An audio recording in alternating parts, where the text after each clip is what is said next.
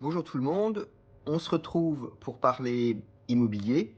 Alors le sujet concerne tant les futurs propriétaires désireux d'acquérir leur résidence principale que les investisseurs. Aujourd'hui, on va parler prêt, prêt bancaire.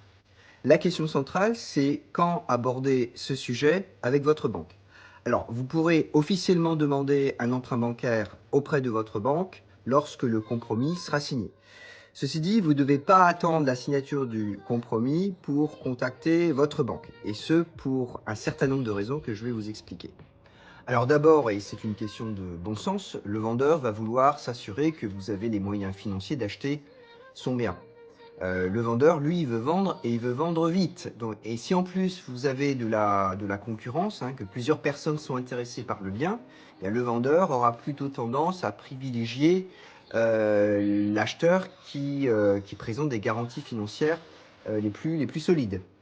Et la morale de l'histoire, c'est que vous risqueriez de passer à côté du bien de vos rêves. Alors, il faut aller voir votre banque le plus tôt possible. Dès que vous avez une idée claire du type de bien que vous voulez acquérir et le budget.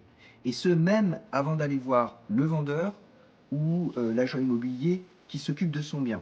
Alors, dans ce cas-là, vous allez voir votre banque et vous lui demandez ce qu'on appelle un accord de principe. Donc, un accord de principe, c'est un document qui résume, si vous voulez, le montant qu'elle est disposée à vous prêter, les taux d'intérêt et la durée de l'emprunt. Alors attention, parce que l'accord de principe, ce n'est pas un engagement ferme et définitif de la banque à vous prêter l'argent. En plus, les conditions peuvent évoluer. Alors, par contre, ça montre que vous êtes sur la bonne voie, puis ça témoigne de votre motivation, de votre sérieux, et ça rassure le vendeur. Alors, il y a une autre raison de nature plus juridique qui est indirectement liée à ce qu'on appelle les conditions ou les clauses suspensives du compromis de vente. Mais ce sera un petit peu long à les expliquer, donc ça fera l'objet d'une autre vidéo. Je vous dis à bientôt.